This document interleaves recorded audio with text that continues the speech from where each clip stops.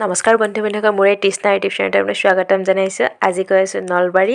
কিয় গৈ আছোঁ চাই থাকক ভিডিঅ'টো শেষলৈ।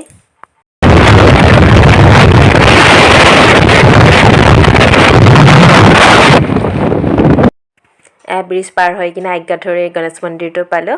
তাত সেৱা এটা কৰি যাওঁ আৰু এনেকৈ মন্দিৰ যাম যিহেতু আৰু এটা ৰাস্তাতে মন্দিৰ এৰি যাব ভাল নালাগে। তো ইয়াতে সেৱা কৰি যাওঁ আৰু এইটো গণেশ মন্দিৰটো ইয়াতে সেৱা কৰি ল'লোঁ। এতিয়া আৰু গৈ আছোঁ এতিয়া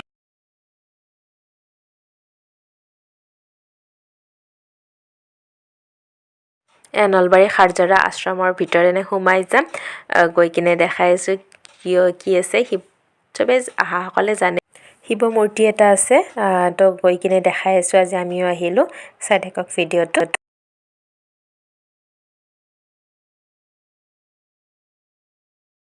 আমি আহি পালোঁ নলবাৰীত থকা সাৰজৰা। তাতে এইটো শিৱ মূৰ্তিটো 91 ফুট উচ্চতা। অসমৰ ভিতৰত প্ৰথম অসমৰ ভিতৰত সৰ্বোচ্চ আৰু বিশ্বৰ ভিতৰত 6 নম্বৰ স্থানত আছে এইটো ওখ। গৈ কিনে দেখাই আছোঁ, ভিতৰলৈকে যাওঁ আৰু দেখাই আছোঁ, চাই থাকক। এয়া ইয়াতে পানী এনেকৈ থৈ দিয়ে, বেলপাত দি কিনে এনেকৈ পানী থৈ দিয়ে আৰু এয়া পানী ছটিয়াই কিনে যায় আৰু ভিতৰলৈকে মন্দিৰৰ। আমিও গাত ছটিয়াই লৈছোঁ আৰু ভৰি হাত ধুই ল'লোঁ। এয়া এইফালে চাকি ধূপ ফুল চুল নাৰিকল এনেকৈ লৈ ল'লোঁ। এতিয়া গৈ আছোঁ আৰু চাই দিয়া এইফালে কলা আহিছে।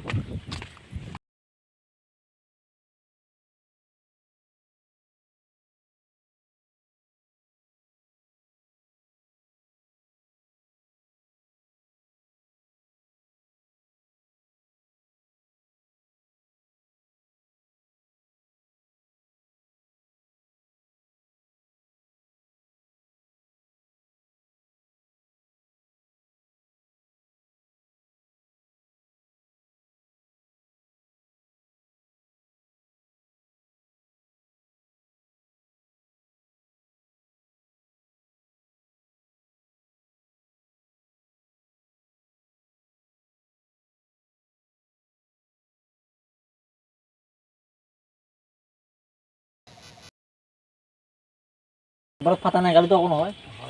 যাব দে,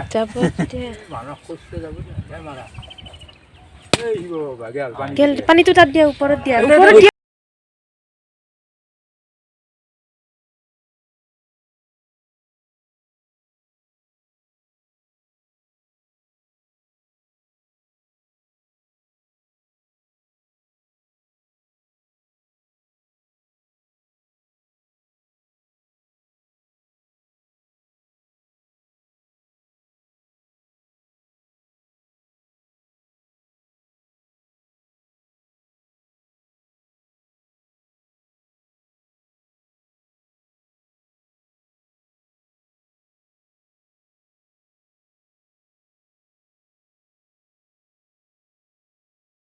বেলপাত, ফুল, দুবৰি এনেকৈ তুলসী চব এনেকৈ দি দিছে আৰু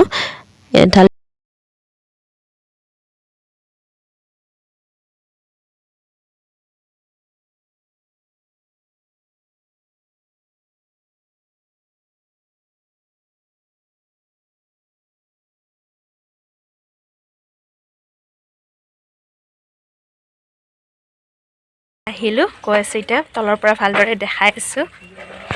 এইটোৱে শিৱ মূৰ্তিটো একদম তলৰ পৰা ওপৰলৈকে দেখাই দিম।